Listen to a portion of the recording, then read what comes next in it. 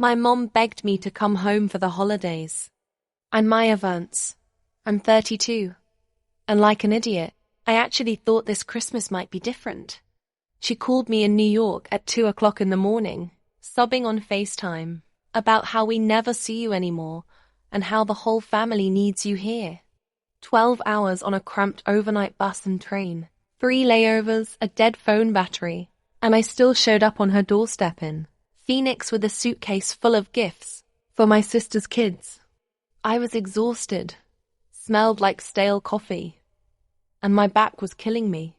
I rang the bell, heart pounding a little, stupidly hoping she'd hug me like she used to when I was a kid. The door flew open. No hello, no. How was your trip? No hug. Just my mom staring at my suitcase and saying, like it was the most normal thing in the world, "You'll babysit your sister's kids. We're going on a family trip." My brother-in-law stepped into the doorway, sunglasses on, duffel bag over his shoulder, the kids hanging off his arms. He smirked and said, "Hey guys, don't wipe your snot on Aunt Maya. She's jet-lagged." They all laughed like I was the punchline to a joke. My parents, my sister Sarah, the kids, everybody cracking up while I stood there with messy hair and a credit card bill full of tickets I'd paid for. I didn't yell. I didn't cry. I just felt something in me click off like a switch. I smiled, set my suitcase down in the entry, looked my mom right in the eye, and said one sentence. And that was the moment everything flipped. The laughing stopped.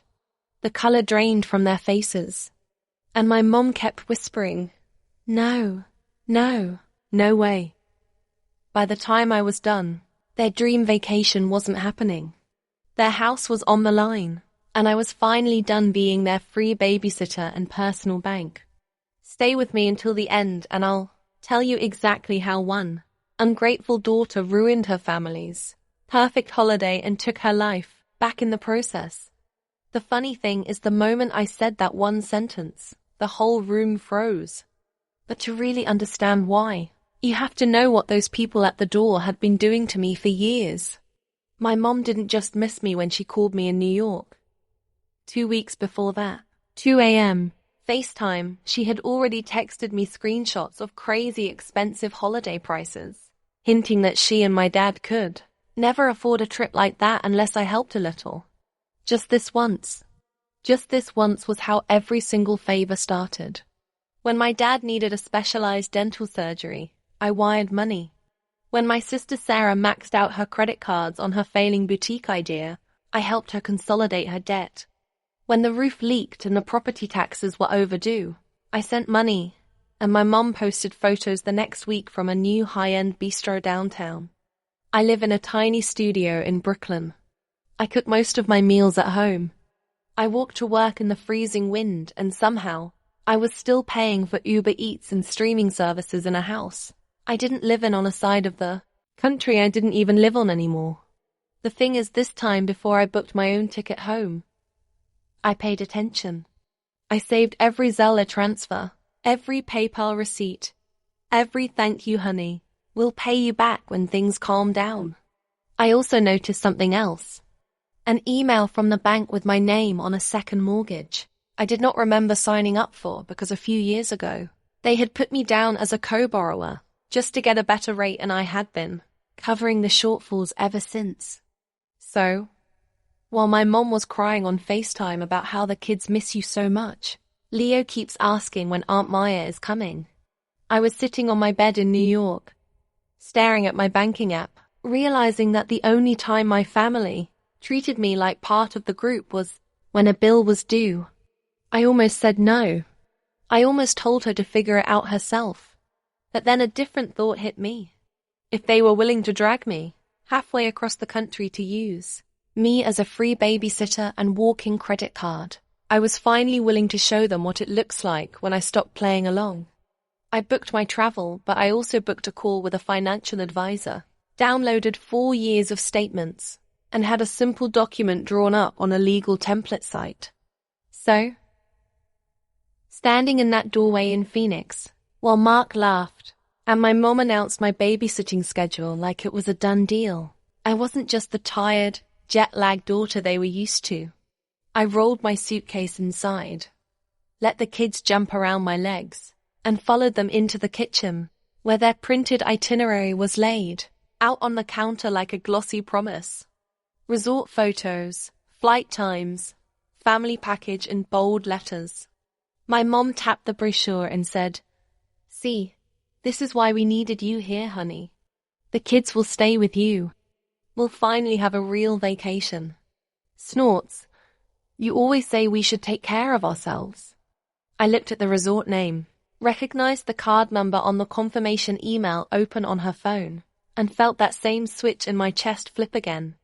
They thought I had come home to be their built-in nanny and bank. I had actually traveled all this way to do something I should have done years ago. So, I smiled, asked my mom to get everyone into the dining room so we can go over a few things before you leave, opened my laptop on the table, and pulled up the stack of digital receipts that would turn their family trip into the last time any of them saw me as a free resource. My dad sat at the head of the table like it was some kind of family meeting. My mom hovered by the counter, clutching that printed itinerary, and Mark was scrolling his phone, half listening. Leo and Chloe spinning in circles on the tile. I slid my laptop closer, turned the screen so they could all see, and said as calmly as I could, "Before you go anywhere, we need to talk about money." Sarah groaned. "Maya, seriously, right now?" My dad muttered something about timing under his breath. My mom gave me that wounded look and said, "Honey, we've been under so much stress. Can we please not start a fight before we even leave?" I didn't raise my voice. I just clicked to the first folder on my screen labeled Vance Household and opened a spreadsheet. Every line was dated, color-coded, and brutally clear. Last March, I began, "You called me because the mortgage was 3 months behind." I wired $2,400. In June, Sarah's business expenses maxed her card. I sent $3,500. When the heater broke, $1,200. When Dad's truck needed new tires, $800. When the electric bill was past due, $400 here, $500 there. Every month for 4 years, there's something. I scrolled slowly so they could see the amount stacking up, highlighting entries as I spoke. This is not counting the Disney Plus, Hulu, Netflix, Spotify family plan, your wholesale club membership, the cell phone plan, the random emergency, Venmo requests that somehow always line up with Black Friday or Labor Day sales. Mark straightened in his chair, color draining from his face as he recognized his own. "I swear I'll pay you back next month. Memos." In the notes column, my mom's hand flew to her mouth when she saw her text screenshotted, next to deposits for gas money to visit Grandma, followed by photos of her at a new hair salon. My dad's jaw tightened when he saw the PayPal transfer labeled medical copay, and then the receipt for a brand new flat screen that showed up the same week. "This isn't fair," my mom whispered. "You're making us look like bad people." I shook my head. "I'm not making you look like anything. I'm just showing you what actually happened." Then I scrolled to the bottom to the row in bold. The total number sat there big and undeniable. "In the last 48 months, I said quietly, I have sent this house just over $85,000. The room went dead silent. Mark blinked hard. My dad stared at the wall. My mom kept whispering, "No, that can't be right. That can't be right." Like if she said it enough, the math would change. I reached into my bag and pulled out a thin stack of printed pages, slid them onto the table next to the itinerary for their dream resort. "This," I said, "is a simple agreement. It's not a lawsuit. It's not me taking you to court. It's just a record that all of you acknowledge. You owe me this money and will start paying it back. Even if it's slowly, $100 a month. Whatever." I had it drafted using a legal template. My advisor looked it over. All it says is that this I tapped the 85,000 on the screen was not a gift. My dad finally snapped out of his shock. We are family, he barked. You don't put family in debt like that. What? Are you going to sue your own parents? I met his eyes. Family doesn't hide a mortgage in their daughter's name and call her when the payment's late. Family doesn't spend her money on vacations and brunch and then tell everyone she abandoned them. My mum flinched like I'd slapped her. Sarah grabbed the pages, skimmed the first paragraph, and her voice cracked. This is insane. I can't pay this back. None of us can. I leaned back in my chair. I know. And I'm not expecting you to. Not all at once. But I am done living in a world where you pretend you're victims and I'm some selfish city girl. If you ever tell a neighbor or a cousin or Facebook that I left you with nothing, I will show them these numbers. I will show them every transfer, every bill I covered, every time you chose luxury over the electricity bill because you knew I'd bail you out. My mom shook her head over and over, whispering, No, no, no way. You wouldn't do that. Maya, you wouldn't humiliate your own family. I shrugged. I'm not planning to as long as you stop lying. Then I clicked to another tab, the one with their resort reservation confirmation. The familiar logo filled the screen along with their names, dates, and a little note at the bottom with the last 4 digits of the card on file. My card and about that family trip you're so excited about. I added, my voice still calm. You might want to sit down for this part. My dad frowned. What are you talking about? I pointed to the status line under the reservation. Number. Cancelled.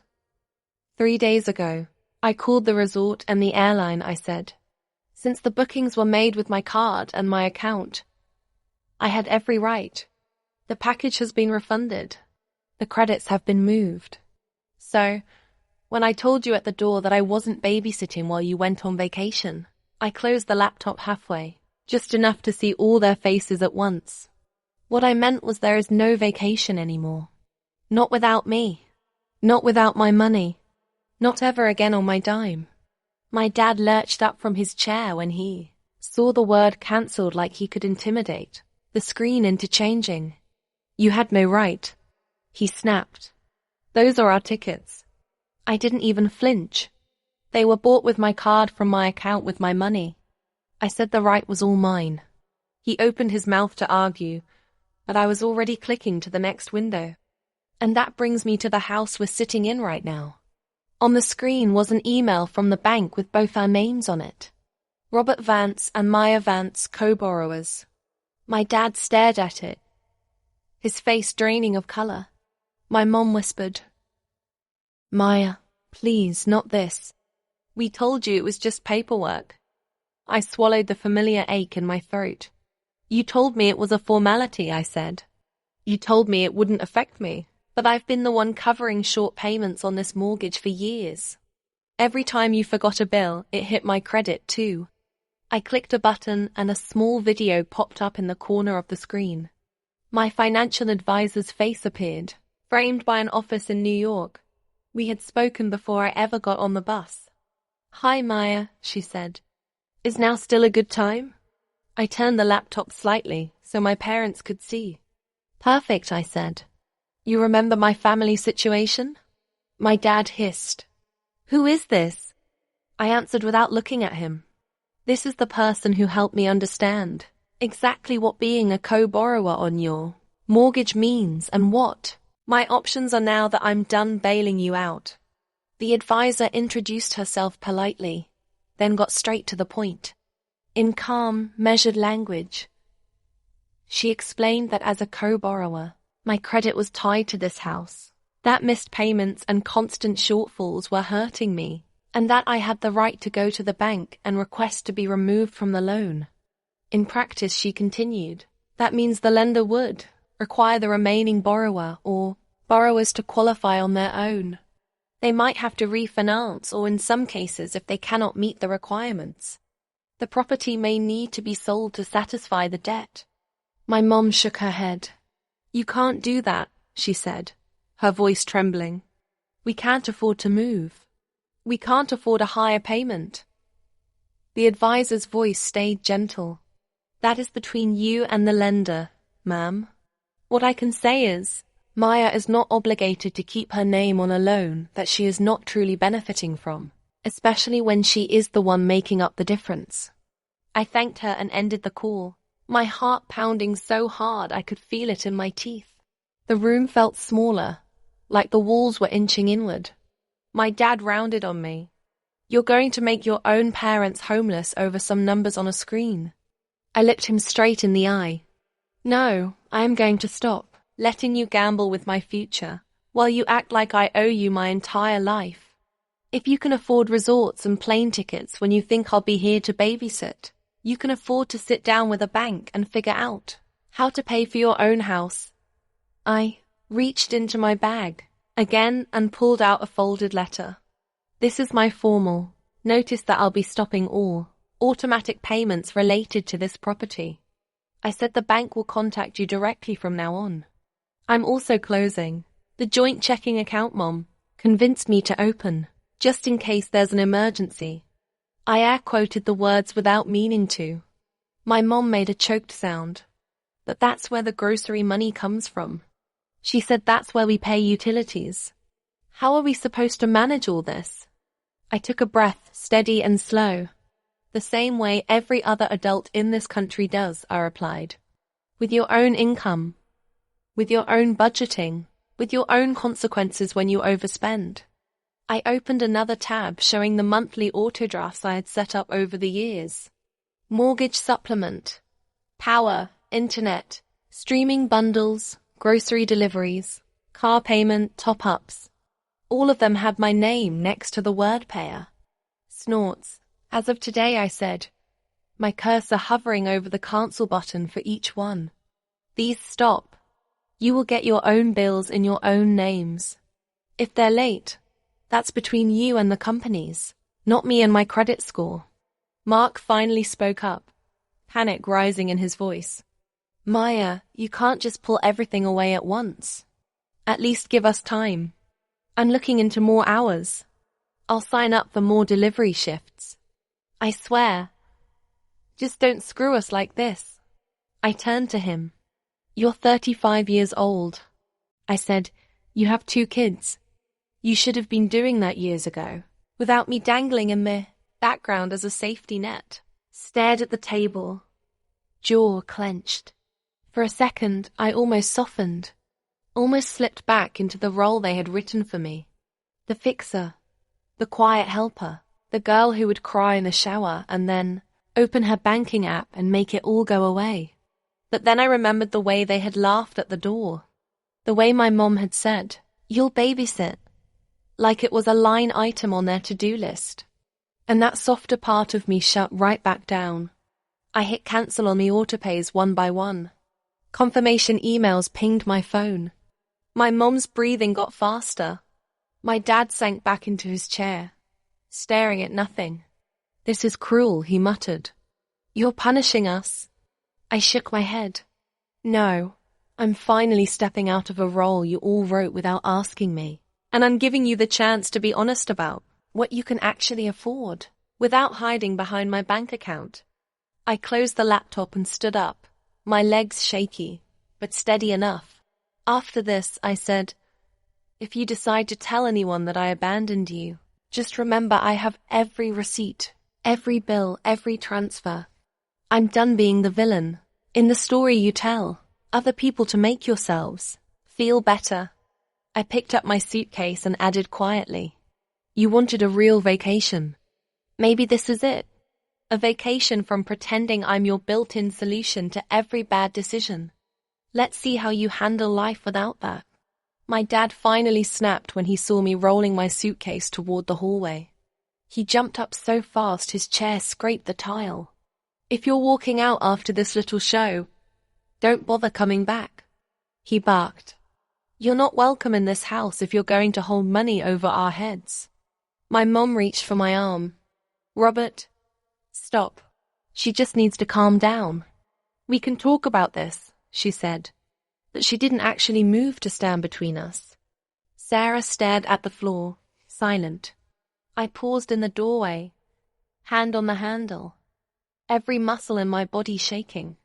A part of me wanted to drop everything, apologize, say I'd figure something out like I always did. Instead, I straightened up and said, "You're the one who decided my value here was measured in what I pay for.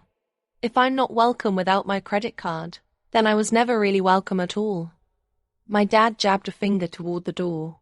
"Get out," he said, "and don't come crying to us when New York chews you up and spits you out." I almost laughed at that. New York wasn't the city that had been eating me alive. This kitchen was. I stepped outside, the Arizona sun hitting my face, and pulled the door shut behind me. No one followed. No one called my name. The only sound was Leo and Chloe arguing about a cartoon from the living room, blissfully unaware that their vacation had just evaporated. I ordered an Uber and dragged my suitcase to the curb, feeling more homeless than I actually was. The driver loaded my bag into the trunk and asked, "Where to?" I took a breath and gave him the address I had never given my parents, a high-rise in downtown Phoenix, 20 minutes from their quiet little street, but a completely different world. 8 months before, after one too many midnight money transfers and guilt trips, I had used my savings and my steady salary to put a down payment on a 1-bedroom condo.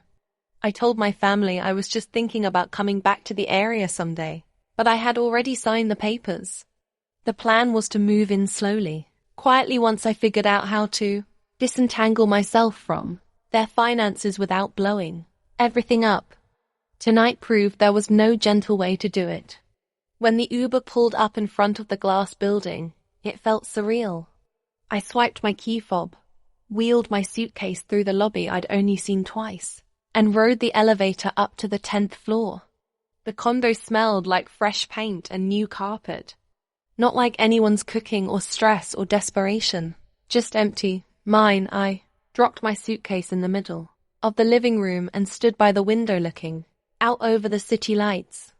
For the first time in years, my phone wasn't buzzing with, "Can you send something until Friday?" Or the card got declined. "Can you fix it?" I opened my banking app and went through the last few things I still paid for that weren't in my name. The family Disney Plus cancelled. The Hulu bundle cancelled. The Spotify family account. The shared cloud storage. The random Apple charges for games the kids downloaded. Cancelled. Cancelled. Cancelled. Each confirmation email felt like cutting a string that had been wrapped around my ribs for a decade. I brewed myself a cup of cheap grocery store coffee in my brand new, barely stocked kitchen and sat cross-legged on the floor, because I didn't even have a couch yet. In the quiet, without my mum's constant sighing or my dad's TV blaring, the doubts rushed in. What if I'd gone too far? What if they really couldn't keep the lights on without me? What if I had just turned into this selfish, ungrateful daughter my dad always warned me not to be? Then I remembered how my mom had opened the door like I was a maid showing up for a shift. I remember Mark joking about the kids wiping their snot on me while they all laughed, assuming I'd just slide into place and make their plans possible. And underneath the fear and the guilt, something else settled in my chest for the first time in years. A thin, quiet layer of peace. They were going to feel the impact of my absence. No doubt. The bills would come. The late fees would stack, and the life they'd built on top of my invisible paycheck would start to wobble. But tonight, in this tiny, echoing condo, there was no one to save but me. I took a sip of coffee, opened my laptop again, and watched as the new emails started to roll in from the bank, the utility companies, the streaming services, all of them confirming what I already knew. For the first time, my family was on their own. The first sign that my decisions were actually hitting them didn't come from a phone call or a text. It came from Facebook. About a week after I moved into the condo, my friend Emma sent me a screenshot with a simple message. Have you seen this?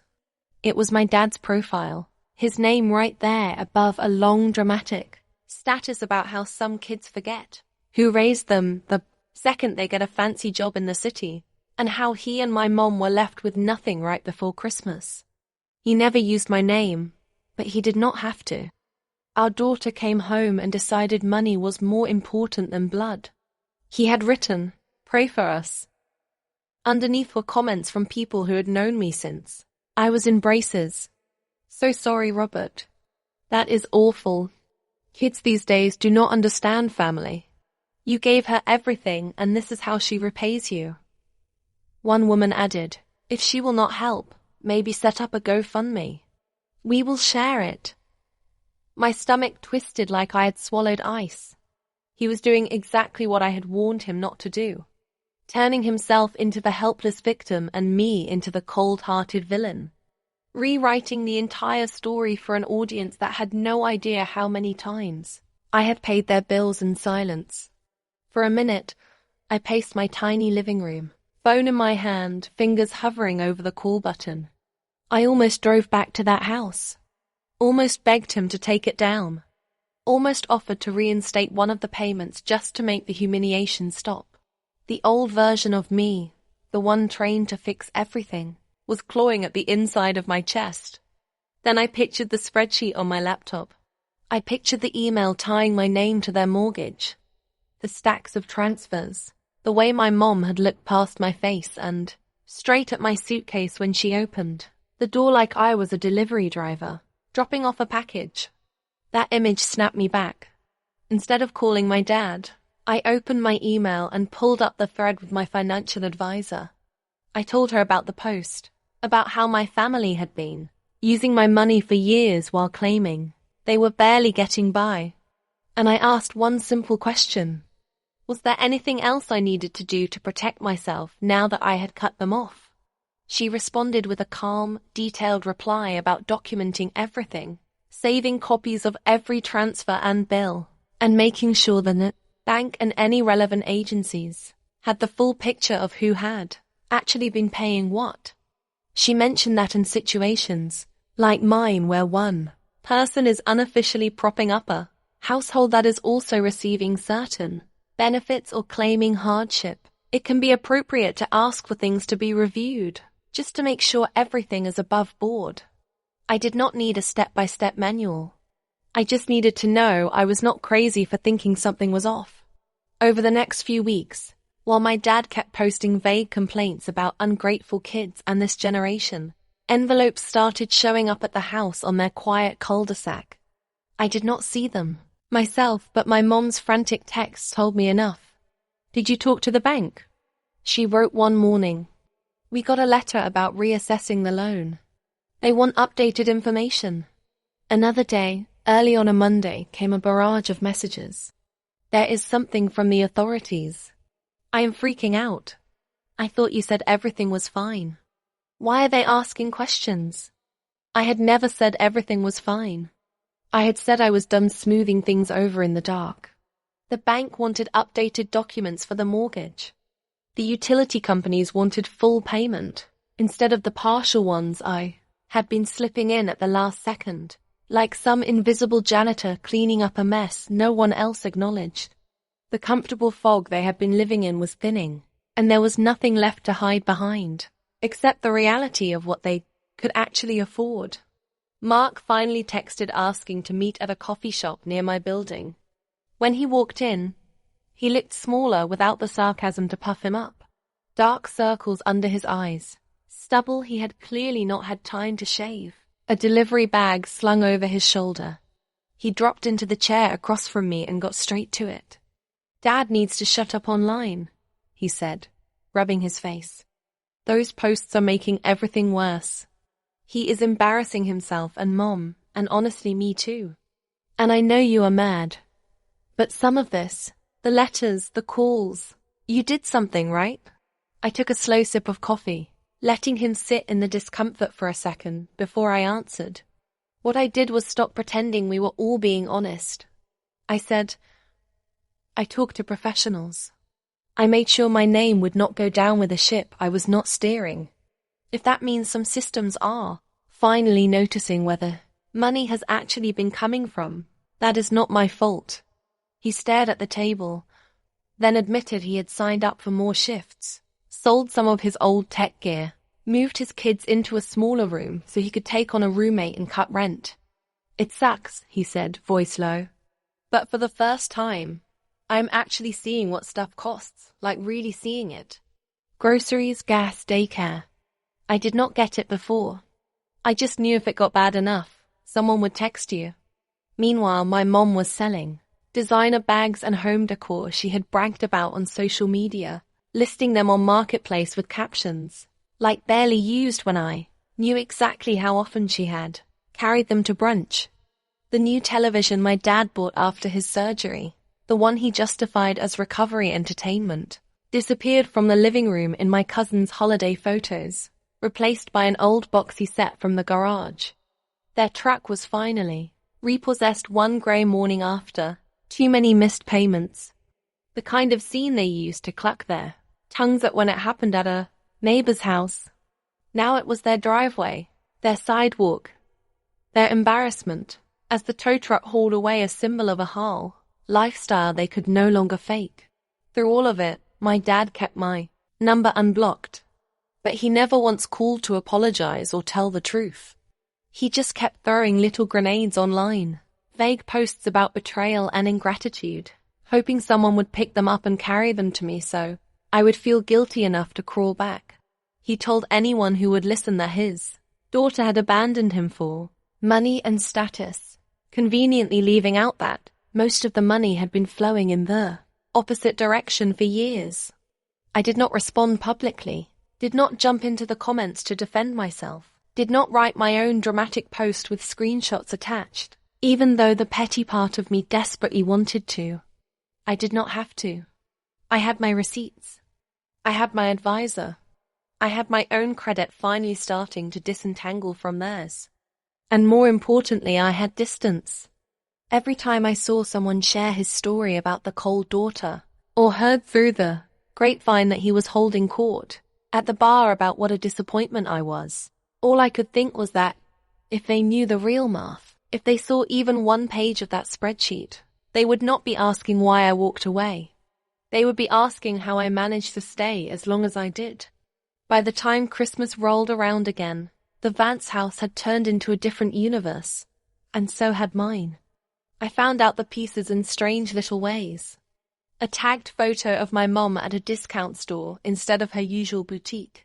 A grainy picture of Sarah's kids in a small apartment instead of my parents' backyard.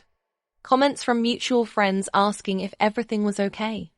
I didn't reach out. I focused on my job, on building my portfolio, on decorating my condo one paycheck at a time. I bought a second-hand couch, a fake tree for the corner, and strung up cheap fairy lights. That made the place look warmer than it had any right to feel. Then, one rainy Tuesday in December, someone knocked on my door. When I checked the peephole, my stomach dropped.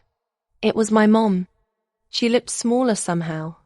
No full face of makeup, no carefully styled hair. Just a tired woman clutching a reusable grocery bag to her chest like a shield.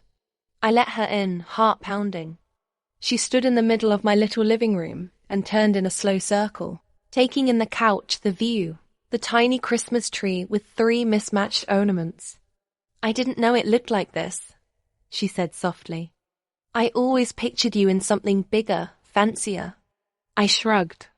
This is what I can afford without paying for 2 households. She winced like the words physically hurt. Then she opened the bag and pulled out an envelope. Inside was a check. Not for $85,000. Not even close. But it was something. It's from selling things, she said quickly, eyes shiny. Bags, some jewelry, that coffee table you hated. And I've been picking up extra shifts at the office. It's not much, but it's a start. I told Sarah we can't pretend it was all a misunderstanding anymore. For a second, I just stared at the check. It wasn't about the amount. It was about my mother who had spent years acting like my money grew on trees, standing in my small, very human-sized, living room and admitting out loud that she treated me like an ATM. She sat down on the edge of the couch and started crying. Not the manipulative, loud sobbing from the 2 a.m. FaceTime call. Quiet, broken little sounds. Your father still says you betrayed us. She said he tells everyone. You turned on your family because you think you're better than us. But I can't keep saying it. Not after seeing those papers. Not after the bank letters. We did use you. I did. I sat next to her, leaving space between us. I'm not asking you to hate him, I said. I'm asking you to stop letting him rewrite what happened just so he doesn't have to feel guilty. She nodded, wiping her face. Sarah's working, she added. Like really working. Driving late nights, doing warehouse shifts. They moved into a smaller place. The kids share a room now, but at least it's a place they pay for themselves. Mark wanted me to tell you, thank you for the spreadsheet. I actually laughed at that. A short surprise sound. I didn't make that for him, I said. I made it for me. She looked at me carefully. Do you think someday we could have a Christmas where you come over and it's just dinner? No money talk, no hidden bills, just us. My throat tightened. Maybe, I said. But that only happens if everyone in that house understands. I am not their safety net anymore. If I come, it's because I want to, not because there's a payment due. She nodded again, stood up and hugged me. A real hug this time, the kind I'd been chasing for years. When she left, I slipped the check into a drawer. I didn't cash it right away. I just needed to know that for once the flow of money was pointed in the other direction. As for my dad, the last thing I saw from him was another vague post about family, turning their backs. I muted him, then finally blocked his profile and his number. Its snorts felt less like slamming a door and more like closing a wound that refused to heal. That Christmas Eve, I sat alone on my couch, tree lights blinking, a cheap mug of hot chocolate in my hands. And for the first time in my life, I didn't feel obligated to be anywhere else. No flights, no babysitting schedule, no emergency transfers. Just quiet, just mine. Here's what I learned. Family doesn't stop being family just because you say no. The people who truly love you will eventually adjust to your boundaries. The ones who are only there for what you could provide will call you selfish the moment you stop bleeding for them. It hurts, it's lonely. But sometimes, distance is the only way to stop drowning in someone else's bad decisions. So, let me ask you this. If the people draining your bank account and your sanity share your last name, would you keep paying the price just to be called loyal? Or would you walk away like I did and finally give yourself permission to be your own family first?